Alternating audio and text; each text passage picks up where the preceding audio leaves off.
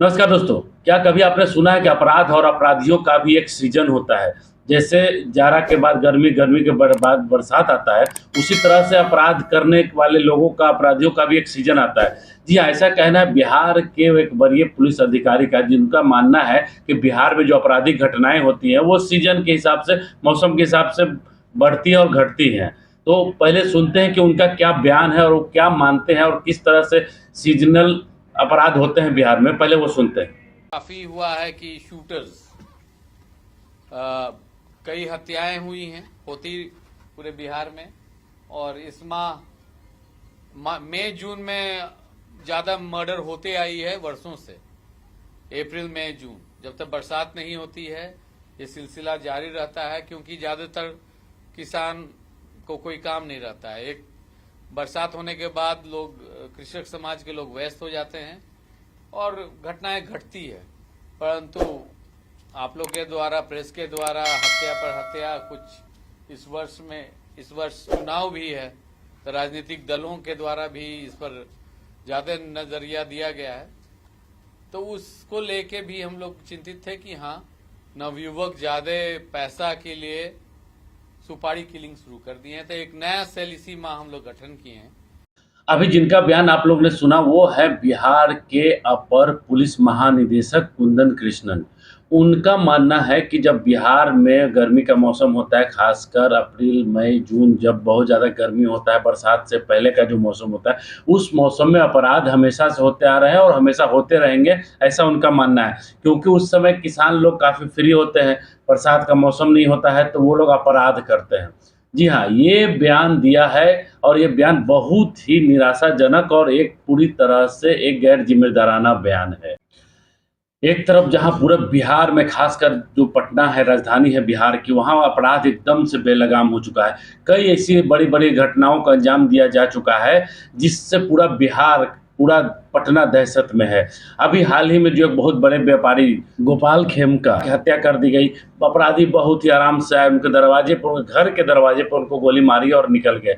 उसके बाद एक बड़े बालू कारोबारी रमाकांत यादव की हत्या कर दी गई, जो वो अपने बगीचे में घर के टहल रहे थे। अपराधी वहां भी बहुत आसानी से, आराम से आए और उनको मार के निकल गए बने। और एक जो ताज़ा तरीन घटना है, जिसमें एक निजी अस्पताल में एक अपराधी जो पेरोल पर अपना इलाज करवाने के लिए भर्ती हुआ था, वहाँ उस अस्पताल में बड़े ही आराम से 5 की संख्या में अपराधी आते हैं। आईसीयू जहाँ की वो अपराधी है, वो जो व्यक्ति भर्ती है, वहाँ आराम से जाते हैं, गोलियों से उसको भून देते हैं और बहुत ही आसानी से भाग भी जाते हैं।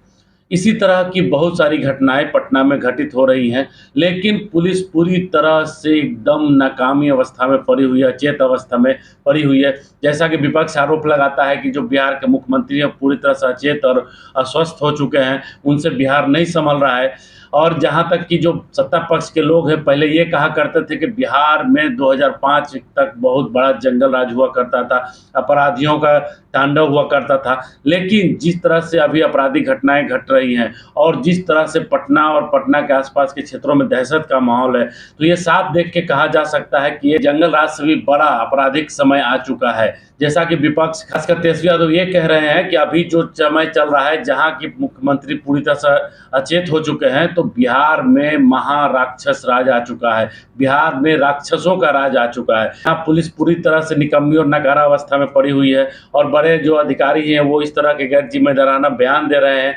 और दूसरी तरफ जहाँ बिहार की जनता पूरी तरह से दहशत में है, जैसा कि पहले कहा जा रहा था कि 2005 के बाद खासकर मुख्यमंत्री ही अपने भाषणों में कहा करते थे कि बिहार में 2005 के बाद कोई घर से बाहर निकलता था जी।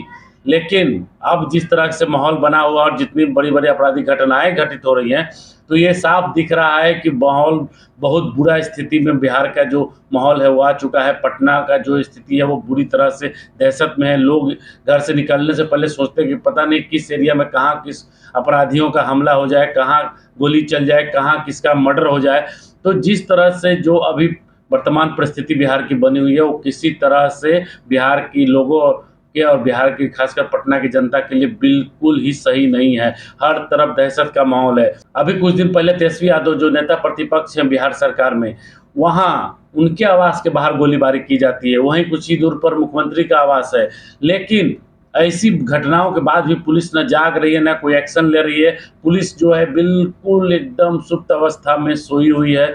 किसी तरह से पुलिस पे न तो कोई प्रभाव है, न उन पे कोई दबाव है, न उनको बस अपराधियों को पकड़ने के लिए उनके अंदर कोई सजगता दिख रही है। हर तरफ जो अपराधी हैं वो खुलेआम आसानी से बिल्कुल आराम से आते हैं, मर्डर करते हैं और निकल जाते हैं। तो ऐसी स्थिति में बिहार के लोग किन पे भरोसा करें?